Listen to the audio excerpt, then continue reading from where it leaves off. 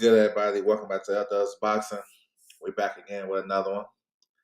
Weekend recap, news and notes. We had a big weekend of boxing. Yesterday was crazy. We're going to talk about everything that happened, news and notes of the week, and we're going to get into all of that. Salute to everybody coming through the building. Make sure you guys hit that like button and subscribe. Definitely tap into the chat, ask your questions, change the subject, all that good shit. We're going to get it popping with this boxing for sure. My bro Mike in the building. Z Pacino in the building. What's good with y'all? Salute to you. Salute. Appreciate y'all coming through. All right, we're going to take you guys back. April 29th. This was a card down under Australia. Matchroom boxing. He had Scott Nicholson versus Mariah Turner. Tara Mona was on the card. Andrew Hunt versus Benjamin Hussein. That was a good fight. Hussein, he ended up getting the win. Pretty solid fight. Split decision. Real close. They fought for IBF title, IBF regional title. So this was at 154. So Hussein, he can move on, possibly get some world rankings. Tara Mona, he ran through Bowie Tupo. That fight shouldn't have even been sanctioned. That was easy money. That was kind of scary knockout too. They need to step up Tara Mona for sure. They can step him up. Like somebody like Peter Milas or they can step him up. Cause this shit right here getting old. I'm just being honest. Is that no longer replay game? Oh yeah, appreciate you, bro. Hakan in the building. What's good? Salute. Appreciate everybody coming through. But yeah, we gotta step up Tara Mona because the shit's getting crazy. And I think he's a goods too. Andrew Gray, what's good with you? Salute to you, bro. Jake Wiley had a second round knockout. Easy money. He dropped the opponent a couple of times and stopped him. And it looked like he's campaigning at lightweight. It looked strong there. So let's see what they can do with him there. And then Scott Nicholson, she just outboxed Mariah Turner. You know what I'm saying? You gotta have some skills getting in there to try to cut the ring off and be more consistent with that. It's not just coming forward being aggressive. You're gonna have to set traps, kind of like how Tara Brown did. And then when she got there, she was very consistent with her work. And Mariah Turner was just outclassed. Scott Nicholson defended her WBC interim title at 122. She's the mandatory for undisputed champion, Ellie Scotney. I'm not sure how close that fight is to being made. Will be an interesting fight. Ellie Scotney is like that. I like her. She has the skills that probably can derail Scott Nicholson. We'll see if they make it. They talking about Ellie moving up to featherweight, that she's struggling to make 22. So we'll see. But Scott Nicholson, man, look, I know she's labeled as privileged. You know what I'm saying? Hey, Eddie looking out for her. We know the behind the scenes story with that. But if I lose, you know what I'm saying, I want to get back in position too. And it's almost like she didn't even lose to Tara Brown. That's crazy. She had like 3 or 4 fights after that. And Tara Brown only had 1. But she's scheduled to have 1 in June. So, yeah, that's what's up. Maybe down the line they can run it back. Angie Wise in the building. What's good? Salute to you. I appreciate you coming through. Yeah, no gossip over here. Bruce Gas in the building. What's good? Yeah, it was a good day for sure. All right. Pro Box on Friday. So we had Cindy Erlenbach versus Kobe Abridi. Francois Scarborough versus Maxwell Montez. Pretty decent fights.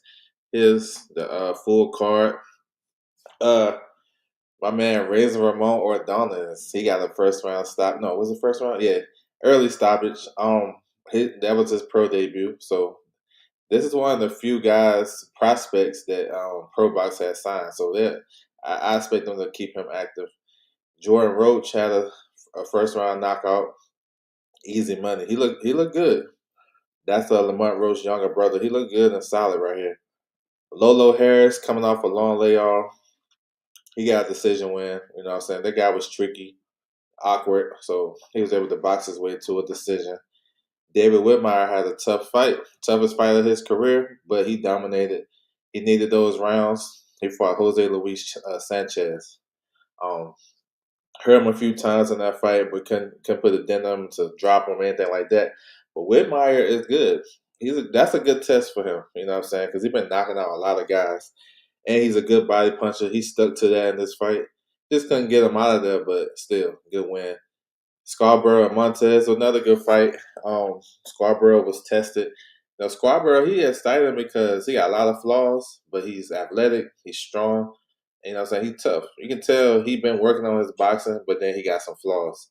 Montez was tough. He was in his face, giving him some good work. So that was a good win too. And Cindy Arlenbeck, I mean, damn, he looked real good against Kobe Abridi. Dominated this fight. Got scored a knockdown. Breedy is a tough, strong guy. They've never really been dominated like that, and that speaks volumes of Cindy. You know what I'm saying? The Mongolian mole. He's like that. And when I was watching him, look, that's bringing him into the sparring for Tank Davis is actually smart. That was some good shit. That's what Ryan Garcia did because he's not as explosive as Tank, but that southpaw look, the way he's patient with his shots, his counter shots. Cindy's tough. And you know what I'm saying? He's making his way at 130.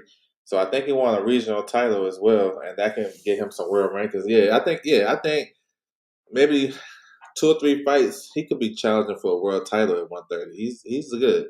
I like Cindy. Martha Prince in the building. What's good with you? Salute. So Pro Box did it again. They'll be back June the 5th, I believe, down in Texas. So they've been active. All right, early morning, Saturday morning. Been waiting for this one. Anyway, versus Nakatani, the big super fight in Japan. Yeah, we're gonna work our way up though. I want to talk about Tacoma anyway. He beat the legend, Kazuka Aoka, dominated that fight. Aoka, 4 division world champion, attempting to win one in the 5th, and Tacoma wasn't having it. He scored 2 knockdowns en route to a wide decision victory. So Tacoma got 2 good wins in a row. He just beat Tension to become he won the vacant WBC. Tension went on and stopped Galio Estrada. So maybe they can run that back. Tacoma can also do some unification in that division. I mean, Bam is coming up. Bam is coming up to 118. Maybe potentially that could happen down the road. We might get the Monster and Bam before that. But I like Tacoma though. Very technically sound, not explosive as his brother, but very, very good. Good body puncher. He's just a solid champion. They can do some things. You know what I'm saying? He can unify a division too. We got some solid champions. You got Christian Medina, WBO. He signed with Matchroom. You have Jose Salas. He's the IBF champion, the Southpaw. That'd be a pretty solid fight. And in these divisions, 118, 115, 112, 108, the small divisions, everything is happening in Japan. So maybe those guys have to travel to fight Tacoma. You know what I'm saying? But I like him. He's good. Teach in the building. What's good? Yeah, Benavidez did his thing last night. What'd you think about, you say you wasn't high on Fiaz. What'd you think about his performance before I get to that? And it's another guy you say you wasn't high on. I don't know. But Fiaz jumped out. What'd you think? How you think Fiaz did, Teach? Salute to you. Good performance by the mole. Nah, it was. That was good. Yeah, the mole. Yeah, yeah. He looked. Oh yeah, you wasn't high on the mole. Yeah, yeah. What you think? You said congratulations. What you think about his performance? Nobody ever did that to Breedy. 100. Appreciate you, Angie Wise. Sasaki versus Serio. That's a good fight. Sasaki won his fight. That was a good fight with him. Take won his fight, but he looked like he struggled. He struggled in that one. He said Mo and Fias. Yeah. I said I wasn't high on them. He said it was good. Okay, too easy, too easy. I'm with you. I remember though, you know what I'm saying? So it's all good.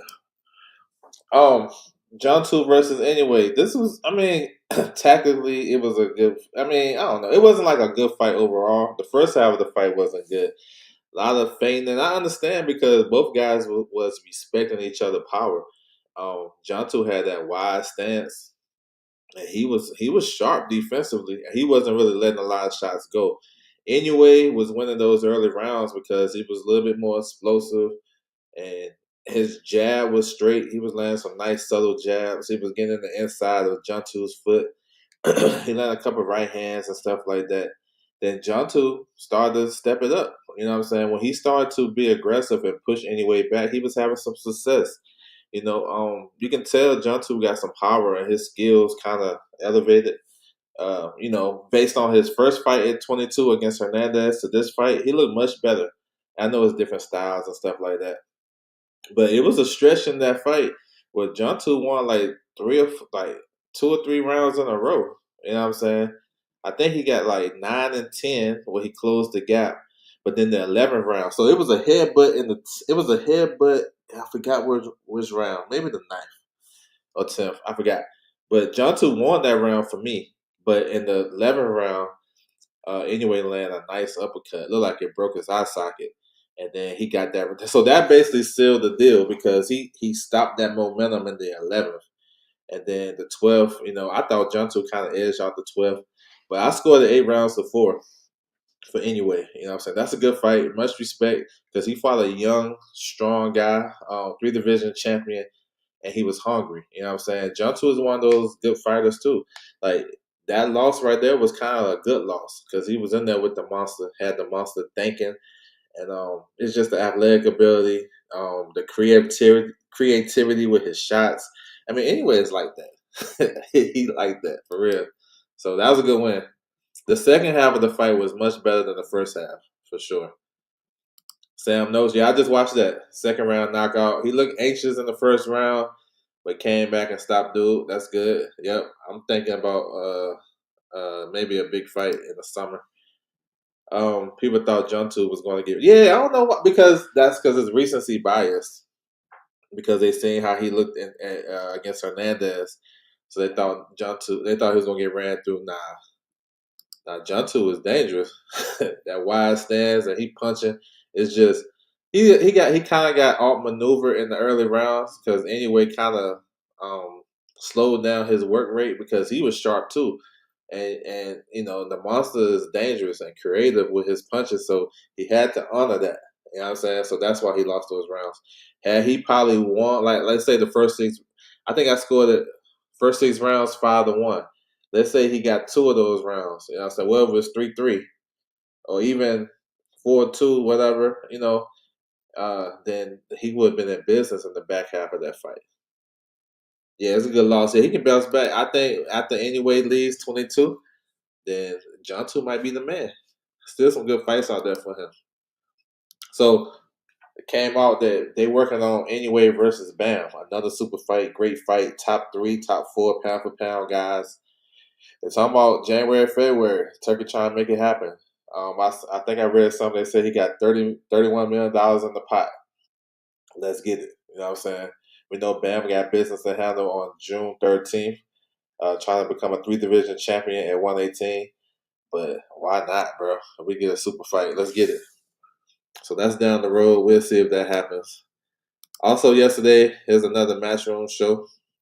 It said if Jontu had won round 11 and 12, it would have been a draw. Yeah, see, that fight, he closed that gap. Salute to him. Because he was down early and he got back in that fight. We had Walker versus Egginson. Another good fight. Fight of the year candidate. Like I was saying before, you know what I'm saying? Teach, don't let the casuals get to you. You know what I'm saying? Yeah, a little insider. But here's the card. Janae Boston, he got a win. He's coming off a loss to for Wise. Shannon Ryan had a highlight reel knockout. You really don't get big knockouts like that in women's boxing, but that was a big one. And she fights at 115. So that right there is a big statement. And hopefully she can get in the mix at 15. Because 115 may be the best division in women's boxing right now. You got Ortega, you got Liana Cruz, you got Harioto, the WBO champion. That division is pretty solid, and then you could get if Gabby moves up, that'd be even better. You got the IBF champion Garcia, so it's some smoke. Yeah, that's a good win. Timai Ayton, oh man, she stopped Stevie Levy. She looked good. She's gonna be one of the biggest names in boxing down the road. She's like what 17, 18. And nobody ever stopped Stevie Levy, but she was, yeah. I like Aiton. She fought at featherweight, and I think she can be a big player. And I listened to what Eddie said after the fight, move her kind of, through the levels and British and Commonwealth. I'm with that. I'm with that plan because she's young. Because like when she get like 20, 21, she's gonna be on top of that division. A lot of those girls is at the top at featherweight right now ain't gonna be able to mess with her by the time she get her sea legs under her, get the rounds under her belt. She like that. She smooth. She a good puncher. She technically sound. I like her. She's solid. It's a good fight. Yeah, that's a great fight. Pretty Poison. Um, let's hope for the IBF. That'd be good too. Yeah, that'd be good. Yeah, that's the best. Yep. For sure. I think there's not a lot of deep divisions in women's boxing, contrary to what people say. Um, you know what I'm saying? It's not so 115.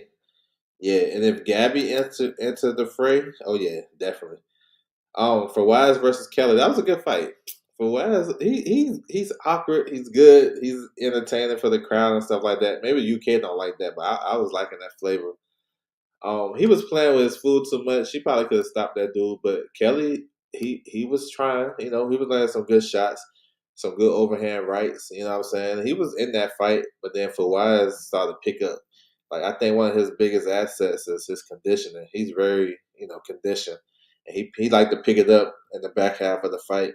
He ended up stopping Kelly. Kelly then come out for the 10th round, and yeah, got the stoppage win. So yeah, if he was, like good domestic fighter, not sure if he's world level, but for these cards like this, he gonna always put on a show, and he gonna come to fight. So another good win. He's on the hot streak.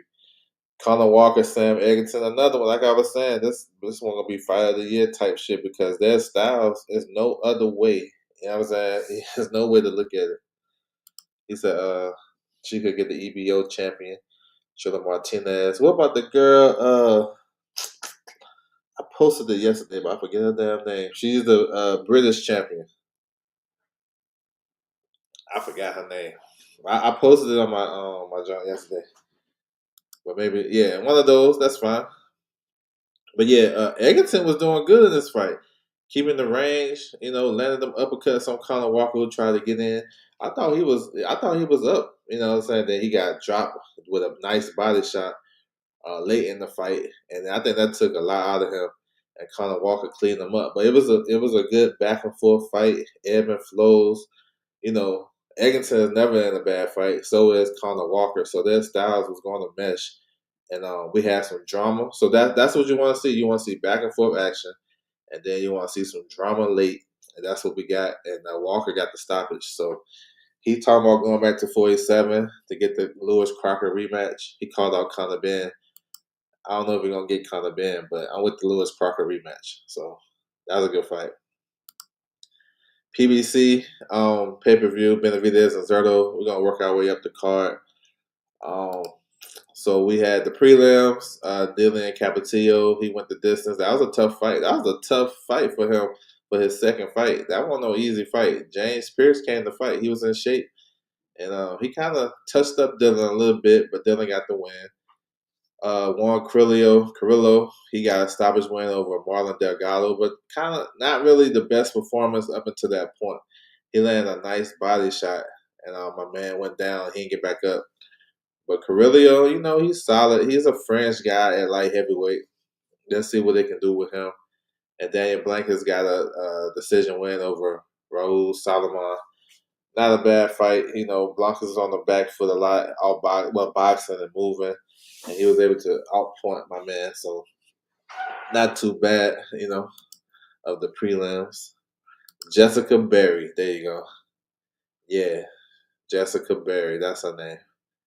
Just to get that title and to have a scheduled 10 rounder. That's why I mentioned this. This whole card, it was, bro. That's what I'm saying. PBC good with the matchups on these cards. That's why I don't really go crazy on the names. Look at the matchups and the fights.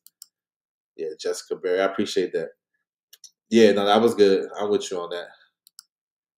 My man Aaron in the building was good. Yep, all is well. Salute to you, bro. Yeah, this was a good card. Main card. Yo, that first fight, it's Losario versus Ismael Flores. That was a good one. D-Lo, what's good with you, bro? Losario, man, his defense was on some bullshit. He ain't have no defense. And this dude Flores, stocky, strong, was landing some big shots. Um, I mean, Losario was taking that, but he took a lot of punishment in that fight. Flores just outworked him, outwilled him. You know, he dominated this fight, really. It was a clear cut win. Losario was still tough and landed some good shots, but Flores wasn't going nowhere. Yeah, his defense, yeah, it was. He was dipping and sliding in the inside. I like him. He's solid. He's solid. You know, I seen him fight a couple of times, but he was fighting some low level competition. He looked real good. He impressed me. So he upset Losario. Both guys was top 15 rated in the WBA. So Flores is probably, I think Losario was number 4, and Flores was like 9 or 11. Maybe I'm wrong, but now Flores can get into that top 5. And look, imagine a fight with Flores versus Yoenis Tellez. You know what I'm saying? They can possibly fight for one of those secondary WBA titles because Boots about to fight Xander. Xander is unified. You know, the winner of that may be crowned Super WBA. So when you have a Super WBA, you can open up the door for a regular champion, all that shit. Y'all know how that shit works. So that was a good fight, but Flores dominated though. Jessica Berry and then she, yeah, I can see that. Yeah, it's blocking donation. Man, I don't even think my stuff is on my monetary. Maybe I didn't even put it on. I don't even know. I didn't even know my shit was blocked. So thank you for telling me. I gotta look into that. Um, I didn't know Flores until last night. He can really box, impressed me a lot. I hope Losario stay in the hospital. Man, he took a lot of punishment. My super chat, Cash App. Oh, my Cash App. I got rid of that. Nah, I don't mess with that no more. I was wrong about that Chavez. I was wrong too. Sure, I'm with you. I was wrong. I thought Chavez would win. Man, speaking of that, that was another good fight too. Those first 2 fights, those probably the best 2 fights to start off a pay per view that I can remember. um, I knew Chavez was gonna be boxing. Tito Sanchez is a pressure fighter that switch stances sometimes, but he's a high level pressure fighter, throw a lot of punches. And I thought Chavez can be able to withstand that. And he was doing okay. The fight was pretty close, honestly. We know Sanchez got the late stoppage, basically at the buzzer type shit in the 10th round. That was dope. I like how he closed that out. But the scores, I think one card had Chavez up and the other 2 had Sanchez up. One point apiece. Man, good stuff. A good fight, back and forth action. But and both guys, and Chavez was trying to keep up with the activity and the work rate, and he was trying.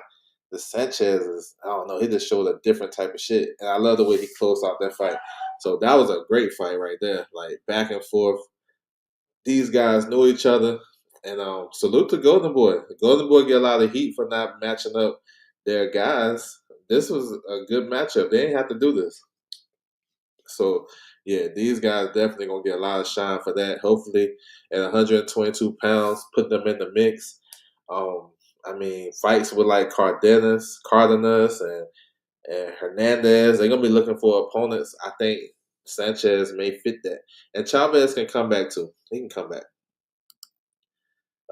Sanchez is on the street of vengeance. Yeah, yeah. Okay, that's what's up. He beat Walter. I know you're talking about Walter. I remember him. Santa Bunte, something like that. You think Sam knows number 4, Alex Sanchez is possible? Possible, because I never ruled nothing out in boxing. But I have a feeling that Sam Notes is going to fight Yair Herrera. This is a hunch. David get my money every time. Oh, yes, sir. The truth. Yeah. David's like that. I don't know what Chavez was thinking. He wasn't listening to his coach at all. Yeah, what's his name? Hector. I forgot his name. That's Alexis Roach's trainer, too. So yeah, 2 good fights to start. The Warte Ferreira was a good fight too. I knew Fierro was gonna be about some shit when he took that hat off and had that bald head. I knew what it was. Fierro is tricky. He was outboxing Duarte. Like he was outboxing him. You know, Duarte is slow with his feet. He was throwing a lot of wide shots. I thought Fierro won the fight, to be honest. Close, competitive, but I thought he won the fight. He got dropped after the bell and then one of them early rounds. I think that kind of actually woke him up. He hurt Duarte, you know what I'm saying? Had Duarte bleeding out his ear. Duarte was struggling with the jab. I mean, and I know Hitchens got on the internet talking that shit, and you know that's what they all do. You didn't do it, but I'm just saying.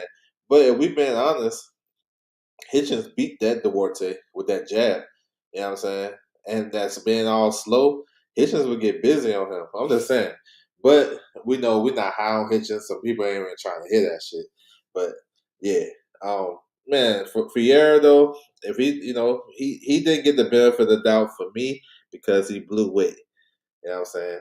I thought one shoot 116, 112 for Fiera kind of made sense.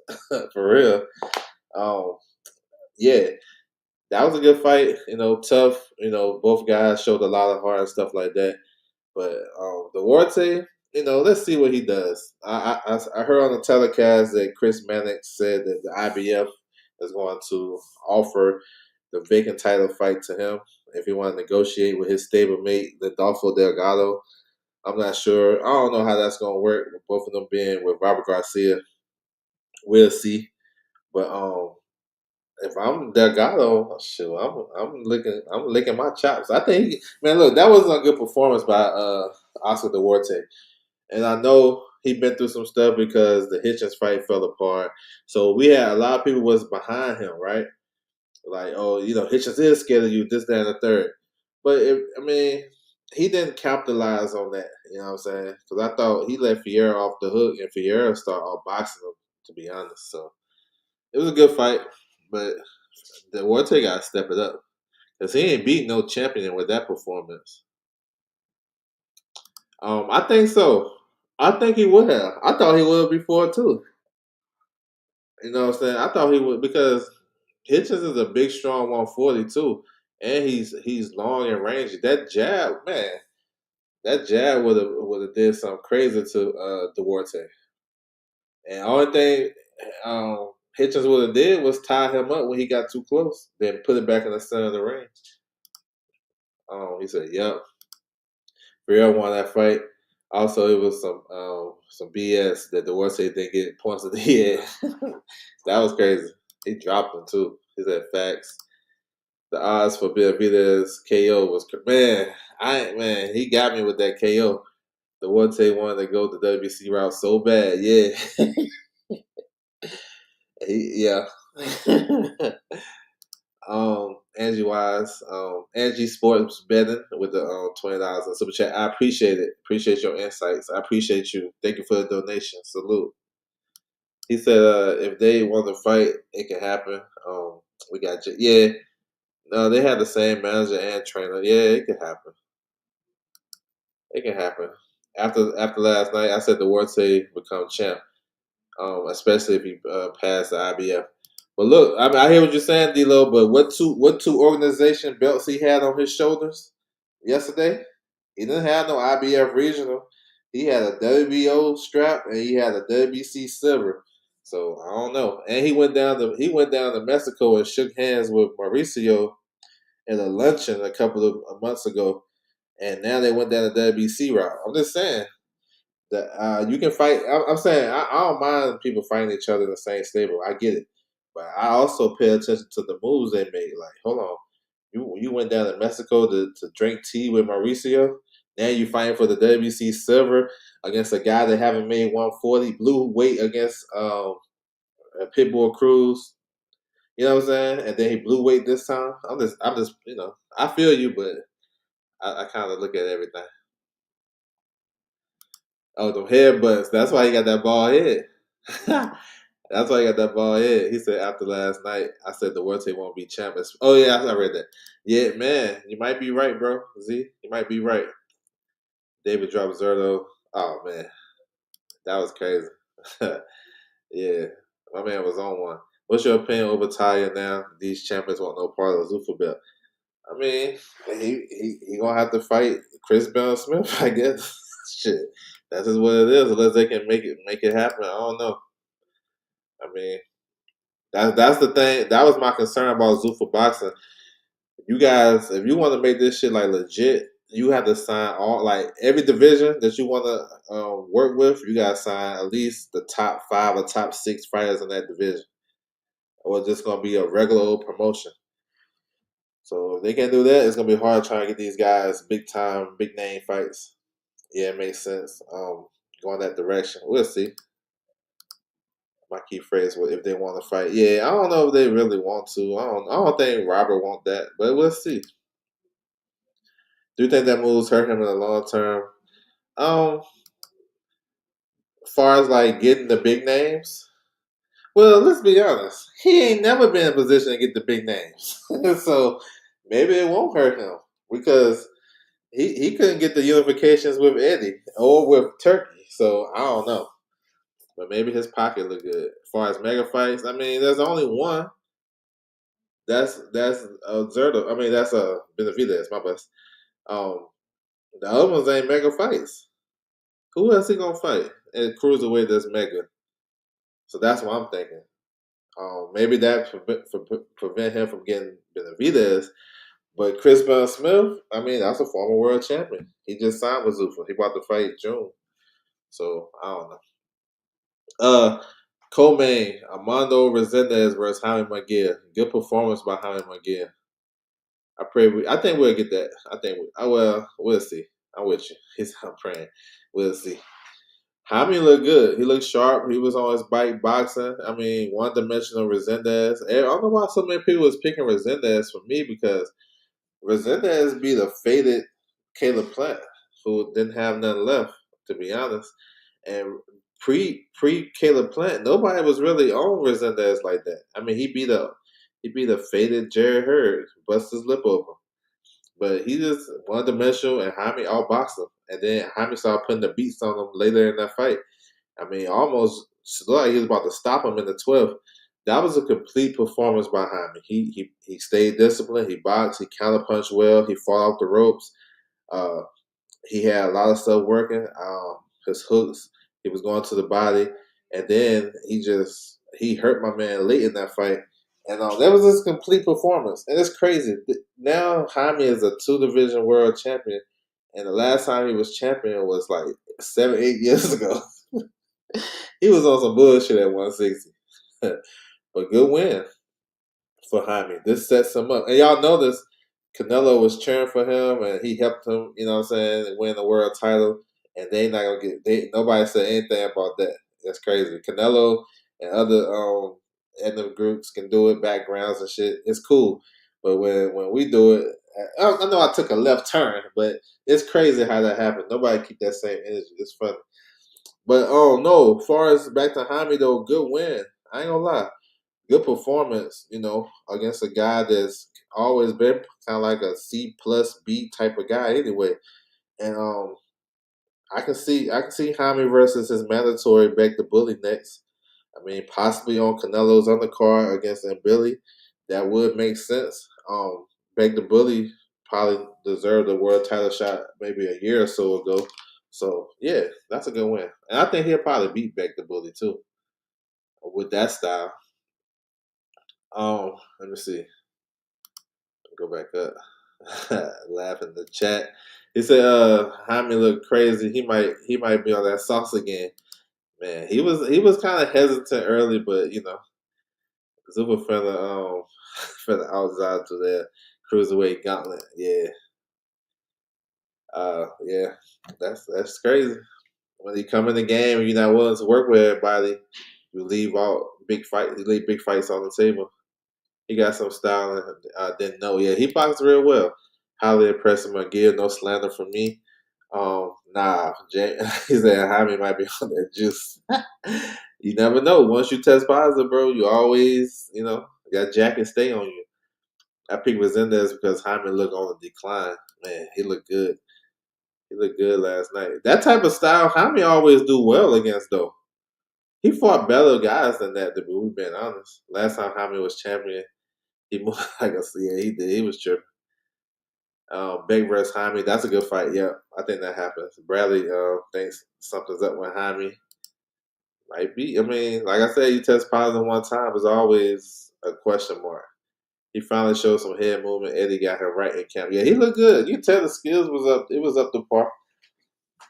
Main event. I mean, what can you say? Star making performance by Benavidez. If you didn't believe he was a star already, then here you go. Because not a lot of top guys is doing this to good fighters like this. We know Benavidez moved up to cruiserweight, 25 pounds from light heavyweight to fight Zurdo, unified champion. He beat the brakes off Zurdo. I mean, from round one. I thought Zurdo got round two. Very, very quietly landed a lot of good shots, jabs on the inside. But that's a stretch too. But Benavidez is dominated, bro. Did whatever he wanted to do. Fought off the ropes, fast hands, going to the body, beat Zurdo to the punch. Zurdo was way too slow for Benavidez. He dropped him in the fourth. It looked like he broke his nose in the fourth. Then he just kept beating on him, you know what I'm saying? Then he bust his eye up in the sixth and stopped him. You know, Zurdo took that knee. No mas, he quit, but I would have quit too. Shit, because Benavidez is different. You know what I'm saying? He's different. Once he got you hurt, it's a wrap. I mean, bro, that's one of the top fighters in boxing right now. He's in his prime. You know what I'm saying? People saying Benavidez is number one pound for pound. I ain't even tripping because I'm a Benavidez fan. Always have been ever since like before he won the title. We knew he was like that. But he's come full circle as a fighter. Very poised, you know what I'm saying? Took his time with Zurdo, and just pieced him up over 6 rounds. That shit was looking ugly. So salute to Benavidez. He's in the driver's seat to take these dates over, Cinco de Mayo and then Mexican Independence. He's in the driver's seat. I think he's a perfect guy to take those dates over. You know what I'm saying? No more Floyd, no more Pacquiao, no more Canelo. Let Benavidez take it over. And I think every time he fight, there's going to be some great action. So that's what's up. He went southpaw and was putting them hammers on Zurdo. Zurdo was trying. He was throwing some nice inside shots, short shots, but none that was affecting him. Benavidez was taking his shots, and Benavidez ran through Zurdo, and I didn't expect that. I expect him to be fast and landing combinations at will, but I thought Zurdo was going to hold up. And Zurdo face started to decline, and he broke his face. You know what I'm saying? What more can you say? So man, that's a hell of a performance. I can't wait to see Benavidez back. When shit like that, I want to see him back. You know what I'm saying? Quick as hell. He said anyway. Yeah, I talked. I mentioned that earlier, but yeah, that's what they look like. They're working on.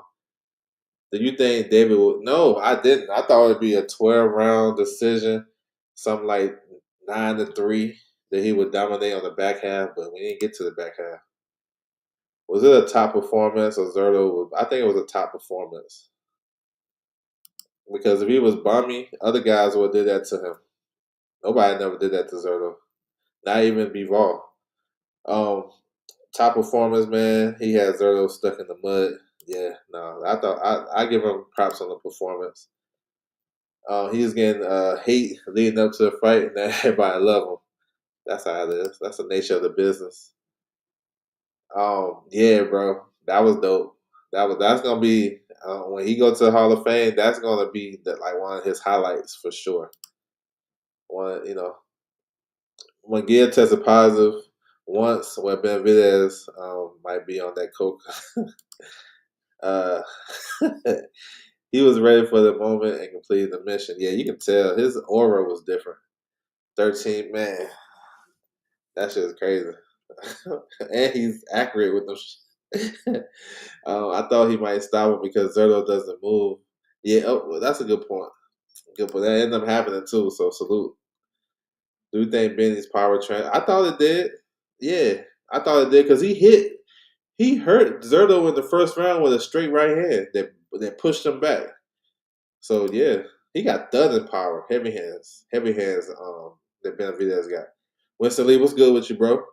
He said, "Who you want to see him fight next?" I want to see him fight Dimitri Bivol. That's the one. And then number two, Beterbiev, because just we know it's gonna be action packed fight.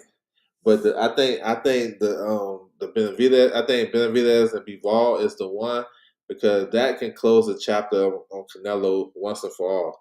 Because we know what Bivol did to him, and if Zerto can do that, can beat up on Bivol like he been doing, that what I'm saying, that might hit a little better. And he just beat Beterbiev. But my second one would be Beterbiev. Third would be Jabataya, so he'll have to stay. But yeah, that's mine. Bivol, Beterbiev, and Ja. Because you know Beterbiev, whoo, that's gonna be crazy. You know what I'm saying? That would be crazy. That would be a crazy ass fight. His defense is nasty. Yeah. Benavidez got underrated defense for sure. All right, last one. Today we had Sam Notes. He came back, got a second round stoppage, coming off the loss to Abdullah Mason for the vacant WBO title. You know what I'm saying? So that was a good win under his belt, I guess, just to stay active. Looking like they talking like they got something big coming down the line. We'll see. I'm thinking it's Yair Herrera because they was look. Remember when Shakur got stripped? What happened? WBC took the biggest fight or the biggest money fight for that vacant title. So you have four people in contention to fight for the vacant WBC title. You had Yair Herrera, who is the interim champion. You got William Zepeda, Lamar Roach, and Sam Noakes. So Queensberry went to the WBC and was like, listen, we can make Sam Noakes versus Yair Herrera for the vacant title. They was like, let's do the bigger fight. And plus, William Zepeda is Mexican, and they always show favor to, y'all already know where it is. So Zepeda and Roach, they're going to fight for the vacant title. We'll see when it happens. I think it's June the 20th, but we'll have to see. But yeah, and then I can see that being like for the second. That can be for like the basically like a final eliminator, and plus they on Queensberry. It makes sense. So we'll see. He was anxious in this fight. The first round was rushing his work, but he ended up getting a stoppage in the second. So that's my take from it. You should have a match, but man, I wish I can do that too for sure. I've been matchmaking for years. He said, "Man, that Bivol fight is gonna be crazy. You like him? And I like Benavidez against anybody right now from 200 pounds down. I think Ja would be his toughest fight. Ja, I think, yeah, I think Benavidez, Bivol can be tough because of his movement and his discipline. But I think I would favor Benavidez against anybody 200 down. Uh, I'm building an engine for it. Oh, dope. All right, I appreciate that. Send it to me. All right, so news and notes.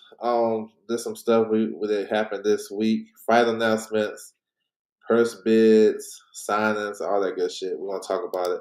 Bakari Samaki, he was supposed to fight last week against the Albanian fighter. Um, so that fight fell apart when Lawrence Okoli tested positive. They canceled the whole show in France. So WBC had a purse bid, and my man Armel Hajib, I can pronounce his name, but I know who he is. I can pull him up real quick to show you his name and all that. But his team won the purse bid, and we know Samaki is signed with Queensberry, and so we'll see when they make the fight. So my man, let me find him real quick. He's a pretty solid. He is southpaw. He's from Albania.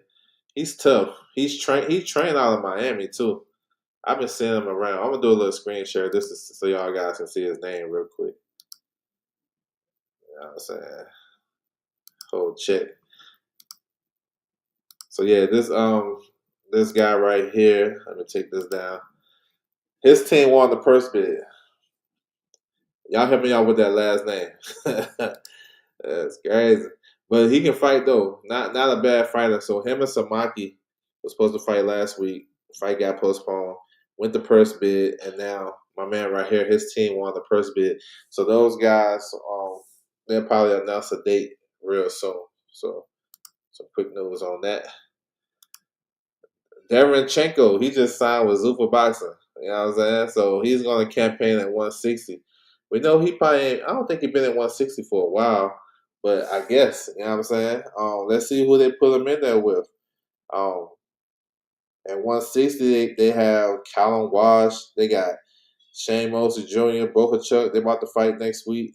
They got Misiel Rodriguez. So they got a couple of fighters on Zuffa Boxing. I'm guessing, if I had to guess, I'm guessing he'll be Callum Walsh's opponent. Callum Walsh is coming back April the 8th in Ireland. They're working on a big event in Ireland for Callum Walsh, who is a solid big star over there. So I can see that. And Derenchenko is kind of faded right now. Take a lot of shots. I think he'll be right for the pickings for a young Callum Walsh. That's what I can see. But we know Derenchenko is he's with Keith Conley, and basically all the Keith's guys are with Zuffa, Berlanga, Hitchens, and possibly Teofimo. So that's some quick news right there. We ain't heard from Derenchenko in a while. They should have let that card go. Yeah, that's what I'm saying. And Samaki is a bigger star than Yoka. But maybe the other guy's team was like, nah, we're going to get this on our turf. Leo on upset alert? Possibly. I like Eileen, but I think Leo may edge it out. But that's a good fight. I'm waiting for that. Jazz Festival for real. Bryce Mills, and he's solid. That's a solid matchup for Emiliano. He's okay. Keep Conley strikes again. Yeah, he gonna get his guys paid. Watch better hope. Man, bro. Good point. Because if Derenchenko can get inside of his work, he can do some things. All right, Samson. He's gonna be the lead promoter for an event July the 11th in San Francisco. The organizer for that fight, I think his name Ed Pereira or something like that. He was the same one that helped Turkey do some of his events, like Times Square. So they're trying to do this in downtown San Francisco and trying to have like 100,000 people have it on YouTube or some shit. So Samson, supposed to be the lead promoter. Let's see how they do that. I'm not sure. He got Fundora. Benavidez not gonna be back, but he got Fundora. He got Gabby. You know what I'm saying? Maybe Gabby on there. I know people talking about putting Devin Haney on that because Devin is from Oakland and he did a good number against Regis out there. I think that probably makes sense. I don't know. 100,000. That's a big ask though. I'm not sure the dynamics of that. It's supposed to be outside at like City Hall or some shit. I don't know how they're gonna do the logistics. All I heard was the shit gonna be on YouTube. So that's all I need to know. So they say they're supposed to have an announcement this week. So let's see what they do. Man, there's some bad news right here, man, because I want to see this fight. We got Dawson Smith. He pulled out with an injury against Playo. Man, his bros really went off on bare knuckles. Yeah, Dawson Smith picked up an injury. They didn't say what it was. This is a fight that was anticipated by boxing fans for the WBC title at 140. So they'll probably reschedule it later on in the summer. Yeah, that's kind of a bummer. But hopefully they make it happen though. So the main event will be Sandoval versus U5. It was going to be the co-main event, but then they get elevated. Unified title fight at 112 pounds. Sandoval is unified. He's a road warrior. He's going back on the road. He went up there to beat the champion. Now he going to UK. A lot of questions about U5 coming off that beatdown against Francisco Rodriguez, where he tested positive for a banned substance. That was a bad fight. And you got Sandoval, who is a body puncher, and he's a good young fighter. Probably got extra confidence after going over to Japan and taking those titles. So this is a good fight. This is interesting. If if he's diminished, I like Sandoval. Body shot knockout. That's my pick. If he's diminished. Yeah, that's what I'm saying. Hopefully he has. He's been out the ring for a while. Hopefully. Let's see. So that's the news on that. So Bivol and Michael Efer is gonna fight May the 30th. So the WBO, they taken away their sanction from the fight. because of Ukraine and Russia. This fight is in Russia, and WBO is not rocking with the war and all that shit. I ain't even heard nothing about that war recently, so I don't know. So they didn't strip Dmitry Bivol. They just don't have their title on the line. So if Bivol loses, then which is probably unlikely, but it's a possibility. If he loses, the title becomes vacant, and then Kyle Smith will likely get elevated as the interim champion. All of us got Bivol winning because we think he's one of the best in the game. But I have to throw out that disclaimer that he's coming off a herniated disc surgery. We don't know how he's going to be.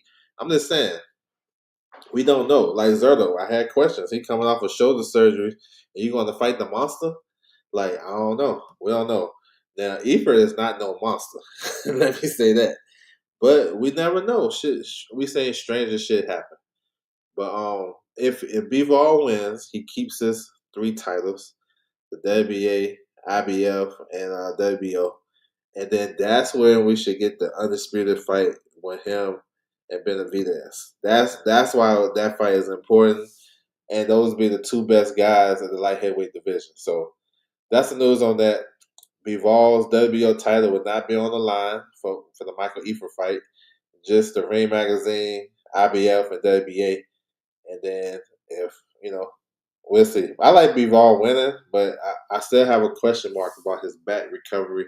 We never know. That back, that's a different monster. You know what I'm saying? Larry Bird never been the same when he hurt his back cutting his mama's grass and shit. You know what I'm saying? That shit's different type of beast. So yeah, throw out some nostalgia for y'all. All right, we got an announcement. Dave Morrell is facing Zach Shelley. He lost his fight with Callum Smith a couple weeks ago. So, he want to get back in the ring. Got a lot of outside the ring shit. And this is good that he can get on this card. I'm not sure if he's got a working relationship with Queensberry. It may be a good thing because Queensberry got some good light heavyweights for him. But Zach Shelley, this a fight for Morrell to look nice against. I think he should win this fight. Shelley is domestic at best. Is Efert better than Malik Zanai? Ooh, those guys pretty even. But Efert may be the better boxer. I think Zanai may have the edge on punching. But that's a good man. Look, if they was fighting, that's 50-50. I would edge it to Michael Efert because he got a better win. Even though it was a faded Pascal, Zanai don't got nothing close to that. You know what I'm saying? So, man, that's a good one. Zanai, he dropped down to 168. You know what I'm saying? He's in the top 15 of IBF. He may get an opportunity to fight Iglesias. That's interesting right there. That's a good question too, because I don't know. It's pretty even. Joelov is on this card. He's facing Samaki. Samaki had Cabiel hurt. He dropped him. He scored a knockdown. Had him hurt bad when they fought, but he ended up losing. Joelov, man, I don't understand his career. Like, he got skills and shit, but I feel like the amateur system kind of slowed him down.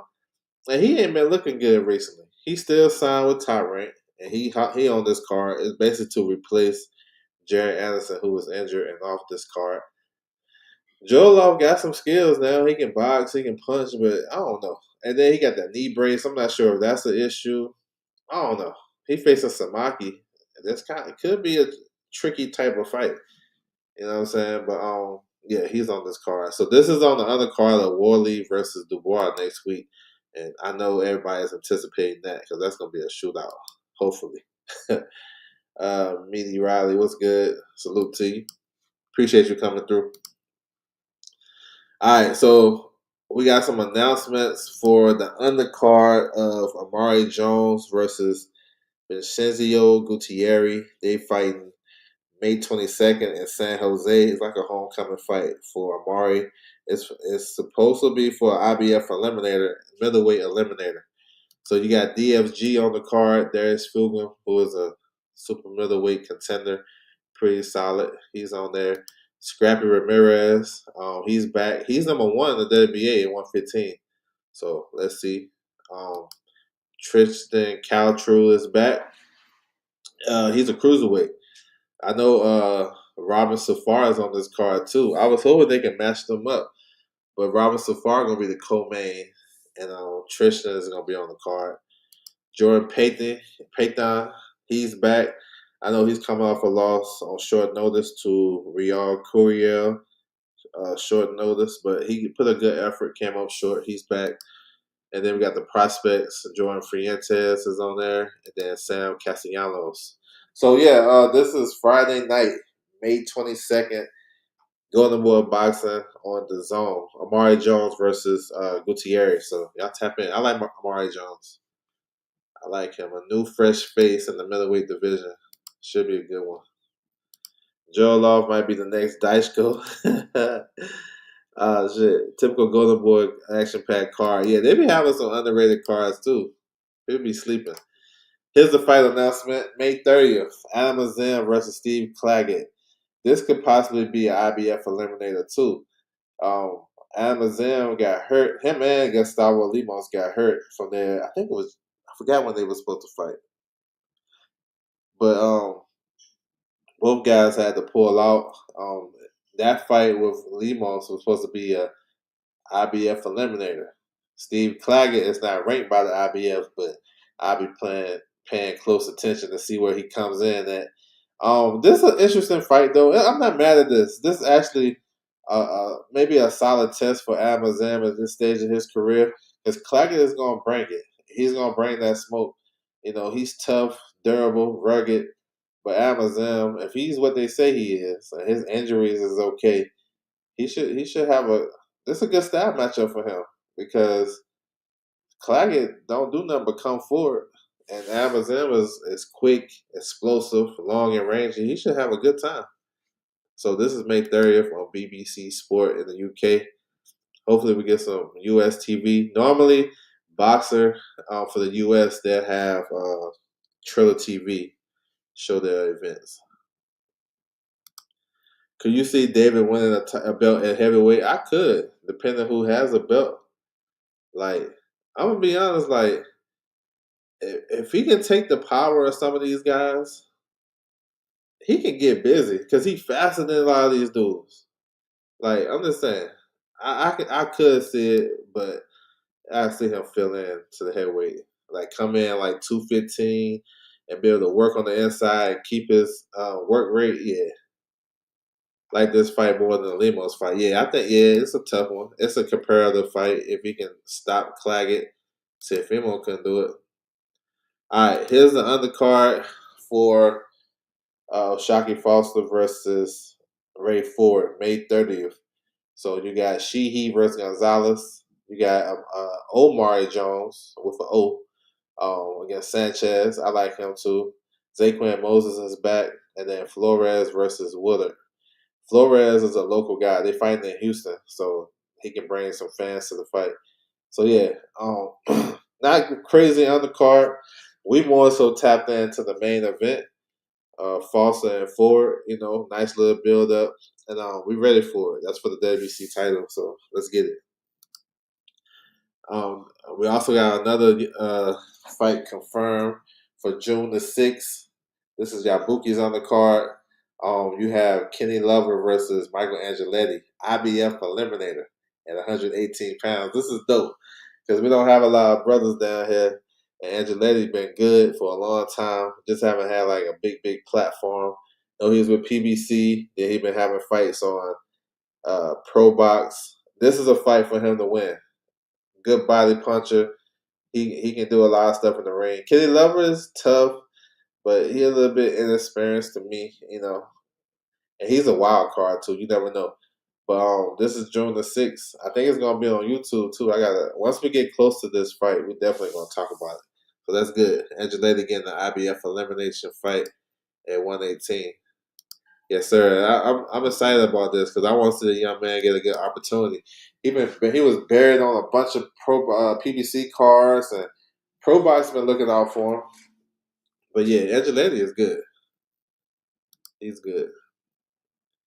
Chris Bell Smith versus Ryan Rosinski. So we've pretty much seen this coming. Both guys signed with Zuffa to bolster the cruiserweight stable. We know they got job attire. Basically, the winner of this get job attire. That's what I see. You know what I'm saying? Could be a fun fight. Could be rough and tumble because Rosicky is one dimensional. For real.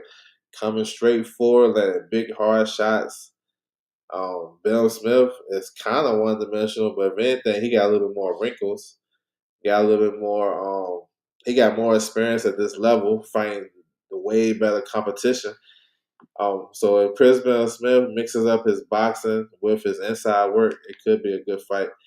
But yeah, I like Chris Bill Smith. Isn't the UK in CBS hometown, so I expect him to win and become the mandatory for job attire, the super belt. Another fight announcement. We have MVP is back at it again. This is June the 13th. Basically all women's card, but we got 3 world title fights. Oh, 4 world title fights. We got O'Shea Jones as headline in a rematch against Karayanza. That first fight was very close and competitive. They fought on overtime.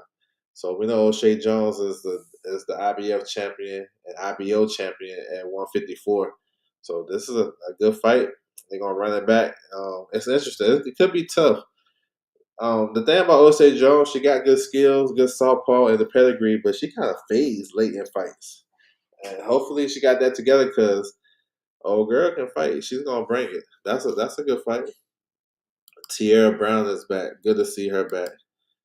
Zuffa Boxing, hold on. Zuffa Boxing Clash of Matchroom on June the 6th in the UK. Okay, yeah, let's get it. CBS and Obataia trash. I like that fight, to be honest. I like that fight, but I'm with you. If you can, I don't know if you're comparing it to fights that you think Obataia could have, like better fights, but it's not a bad fight for that division. Tierra Brown versus Hannah Rapp. That's interesting. Hannah can fight too. She's strong. Tierra Brown, this is her second fight after becoming world champion and her MVP debut.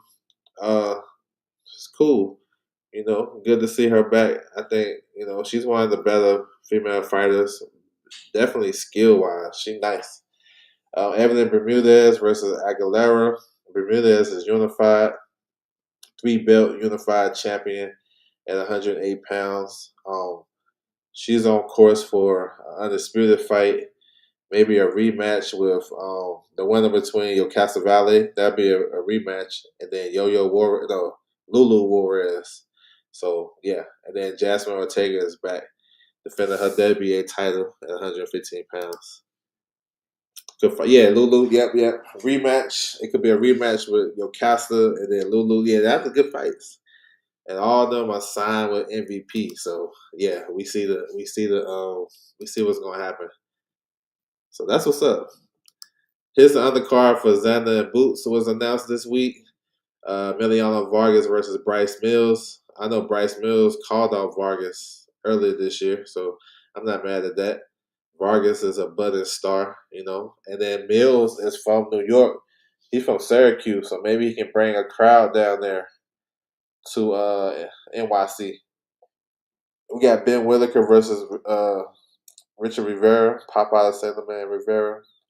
Not a bad fight for the pro debut. We know Rivera is tough. He awkward. He gonna sell the fight. 2 guys that can sell a fight with his gimmick. He gave. Rivera is living off the Badou Jack fight years ago, where he should have won that fight. So we'll see. I like it because it's a regional type of fight. Because Rivera is he's from the tri-state. I think he's from Connecticut. His promoter is Joe DeGualier from NYC, and he's Puerto Rican. Ben Whitaker got flavor, he got swag, so that could be a good fight. It's a good addition to the card. I love this fight right here. This middleweight fight, Jihad Tucker versus Yuri Cedeno. That's a good ass fight. We know Tucker got that dog in him. He's gonna bring it. Cedeno got the power advantage in this fight. Southpaw. This shit is tricky. This shit is tricky because I can see a case where Tucker getting hurt, he'll have to come back and try to will his way. I can see the Cedeno getting off to a good start, and then Tucker coming back in the fight and making it a dog fight. Man, this is a good one. I'm looking forward to it. I like this undercard. Not bad. Not bad. At the top we got Xander and Boots, a unified title fight, 154. That's gonna be dope. So yeah, I'm not mad at it. Yeah, they do. And look, it's crazy. Ever since he called out Xander, he missed weight, got kicked off the show. They called out Xander post fight, and then they put him in with Xander's homeboy, the guy from Georgia. He got hurt. He had to show his dog. Man, they matched. Man, he got match made tough. Now that is facts. You know what I'm saying? Tiger got match made tough too. Them two probably got the hardest matchmaking coming up. You know what I'm saying? So you're right. Yo, low key, it is better. It is better than that shit, low key. I think he stopped Xander Dub. I, I I think Boots gonna dominate this fight. I don't know if he gonna stop him, but I ain't saying he can't. I just see Xander moving a lot, holding and grabbing. Boots ain't the best at cutting off the ring. Let's be honest. And Xander gonna make him work for that knockout. That's what I see. So if he get it, all respect. 'Cause I think he gonna have to work for it.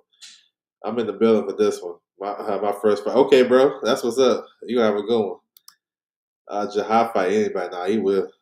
I know. I know he turned down Yo-Yo, but for the most part, bro, saying that Baru did to think he can. He possibly can. He possibly. I mean, I'm not putting it past it. I just think Xander gonna make him work. They rescheduled this fight right here, Chris O'Leary versus Mark Chamberlain. It was supposed to happen in March, St. Patrick's Day, but Chamberlain pulled out. But now O'Leary is going to headline in Dublin, Ireland, so they're going to run this back.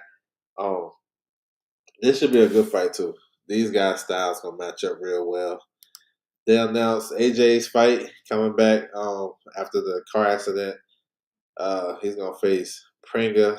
This is a fight where it's basically it's a tune-up fight. He's facing a tall guy that can punch a little bit. It's in preparation for Tyson Fury. So that's what this is. So they fight July 25th in Riyadh. So yeah, that's a nice day. We got two comebacks coming back for that for that day. But yeah, I mean, I understand what it is. They got the Fury fight signed, so they try to take the least amount of whatever. And he should if AJ should get this guy out of there within the first 6 rounds. If we're being honest, but we'll see. And then also July 25th, we got Earl Spence coming back against Tim Tszyu. This is a tune-up fight for Earl Spence. Don't let them lie to y'all. Don't see people. We fall for shit so much, and we forget. Um, we forget shit, right? Earl Spence. I remember when Tim Tszyu first came to the U.S. and he was saying Tim Tszyu was some trash. He garbage, and this an undefeated Tim Tszyu. You know what I'm saying? Beating up on Brian Mendoza, all types of shit, right? Now he had 2 or 3 losses. Now he gonna fight him. Now I think this is a good fight for Earl Spence. You know what I'm saying? I think it's a good fight. They fight at catch weight at 158. I'm not tripping off of that because Tim Tszyu just fought at 157 and won a WBO regional title. So I don't think the weight gonna matter. I think what's in play is the long layoff for Earl Spence and how much that last fight with Terrence Crawford took from him. You know what I'm saying? So we're gonna see. But yeah, like the narratives, bro, get switched because one minute, like you gotta tell me which one it is. Was Tim Tszyu always good? Oh, you was just fucking around when you called him trash and he was easy work when he was undefeated, but now he got losses. Now you ready to make the fight? Like you know what I'm saying? I get it. I know it's some small stuff, but I think this is a perfect fight for him to come back to. Both guys are diminished. You know what I'm saying? And we don't know exactly what we're going to get from Earl Spence. We don't. No matter how much we like him, and he got a rabid fan base. And we've been truly honest. I don't know. Honestly, I think Tim Tszyu should be the favorite right now, just based on ring activity and just so many questions to answer. If this was on the up and up, And this fight would have happened. And then let me know another thing I go back to um, about this being a tune-up. Earl Spence turned down two higher quality fights for sure. That was higher quality than Tim Tszyu. He turned down a rematch with Terrence Crawford at 154, and then he turned down Sebastian Fundora. So when they say this not a tune-up, then you know what I'm saying, don't fall for the narratives will get y'all caught up, especially us that always we tapped in with boxing and boxing news. And you'll hear, you know, even Earl say this is not this is I don't do tune-ups. This is probably the closest tune-ups that he gonna do because both guys are diminished. So we're gonna see. This gonna be pay per view uh, on Amazon Prime. You know what I'm saying? Let's see how they build this undercard for the U.S. fans. It's gonna be like Sunday afternoon in Australia, and it's gonna so it can fit the prime time for us on Saturday. So we'll see. I think this is a perfect comeback fight, though. If we being honest, just don't lie to me and say it's a tune-up. I'm cool. Don't lie to me and say there's not no tune-up. You know what I'm saying? He said I saw Vlad. He confirmed a July fight. I think it's Hitchens. Yeah, I think it's Hitchens. Yeah, and I said that on X, and he liked my comment too. He liked it, so I don't know. I'm just putting it together. I thought he was a prospect whole time. He 38. That's crazy. He said big fish. Um, you have the coolest website ever. I appreciate it. I appreciate that. But replay the rest. Thank you so much. I appreciate the support. Spence by decision, man. Let's see. I like running Shields. He having running Shields. I'm glad he didn't fight Fedor. I'm saying, but don't that take away the I don't do no tune-ups, right? Because I think he didn't Fedor beat Tim Tszyu that night when he stepped in the ring. I don't know. My shit be kind of cloudy. So that I'm just trying to clear that narrative. That's all. I want Earl Spence to win. Shit, I want to go down there and beat the brakes off Tim Tszyu. I just got questions. I don't know, and I'm not in the camp, so I can't because they'll tell us anything. You know, Regis Prograis said he wasn't hurt. The whole time they already knew he was hurt, but he faked it till he made it. Went there with Conor Ben, leg all shaky and shit, and then then after the fight, oh yeah, I was hurt. So Friday's gonna lie for sure. You know what I'm saying? So we don't know. What's up with him and Charlo beef? Man, I don't even know. I heard about that rear protector shit a while ago, but yeah.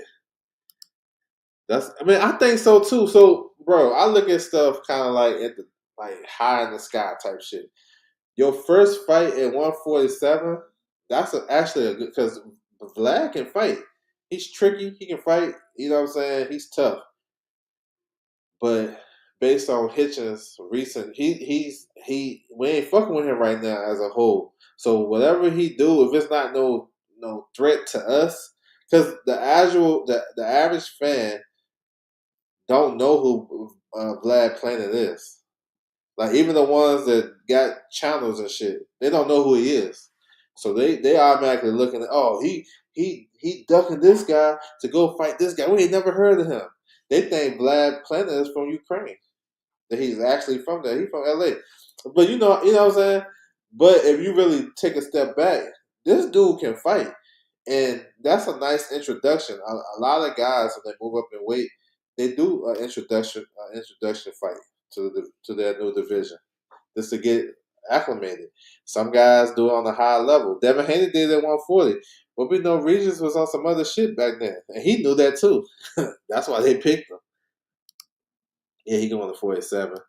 Justin Pardo might fight in Australia on that undercard. Oh, that might be a good look. Um, who they got on that stable at lightweight? I'm not sure. But maybe. I mean, he got the same manager as Earl Spence. Yeah, Joe Sean James. Yeah, I can see that. I can see Pardo up down there. Let's see who they give him as an opponent. I don't know who they can give him, but yeah, I can see that. So Turkey said he want to do this fight right here. He should. They should. Everybody should try to do this fight next after Usyk fight the kickboxer. Usyk versus Cabiel in Germany might be one of the biggest fights in boxing to make, as far as like the atmosphere and how Germany will go crazy for this fight. We seen how Germany was for Cabiel's homecoming fight in January against Kimber. That shit was loud. It was crazy in there, and they can do that. And that was at a regular stadium. Now imagine doing Usyk and Cabiel at like a 60,000, 70,000 stadium, soccer stadium they have over there. Would be crazy. And Usyk is not opposed to fighting on the road. He made his career off doing that. So after this shit in Egypt, let's get it.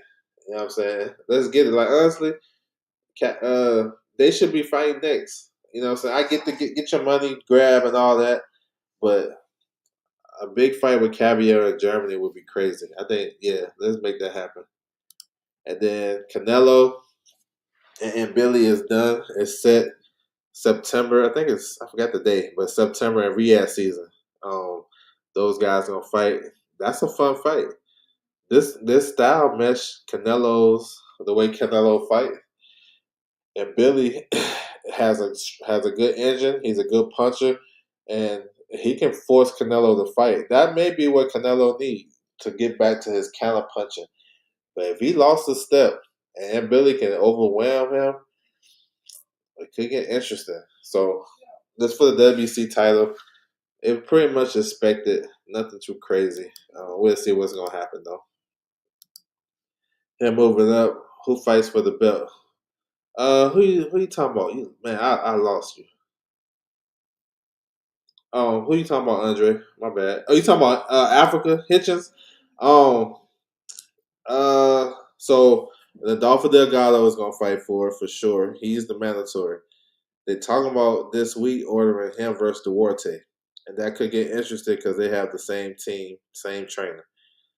After that is Arthur Belasanov, which I think that's who they're going to order. Lindolfo versus Belasanov, the southpaw for the fights in Canada.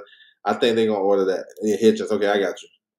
So yeah, so Delgado for sure, and then they're looking at Duarte, see if he's accepted. If he accepted, they probably would give him an invitation this week. Give him 3 days to accept it. If he don't accept it, then it's gonna go to Arthur Belasanov, who will not turn it down. You know what I'm saying? So that's what I expect. And then Duarte just coming off a fight, right? So he probably won't be ready to fight until at least the fall. Let's be honest. He took a lot of punishment, went through like two training camps back to back, messing with Hitchens. He's supposed to fight Hitchens in February, wasn't it? He had to hop right back into a camp. So he might need some rest. Delgado fought in November. He might be itching to fight. You know what I'm saying? Belasanov, this is me thinking. Belasanov is with Eye of the Tiger. Eye of the Tiger and Top Rank has a good relationship. Top Rank represents Delgado. I can see them making that fight next. Maybe they can do it in Arizona. You know, Top Rank like to do cards in Arizona, San Diego. Let them get the home court advantage and see if Delgado can win. So that's my thinking of it. We'll have to see. We'll see this week, I guess. All right, so that's my time, man. Salute to everybody coming through the building. I appreciate the support. We'll be back tomorrow. We got the WBA ranking, so y'all stay tuned for that. Tuesday, we'll do a pregame show. And then we should have some rankings coming out. You know what I'm saying? It's the top of the month. So we should have the rankings coming out. And then we're gonna tap in with those rankings and see what we find. So yeah, that's my time. Salute. I'll holler at y'all and I'm out.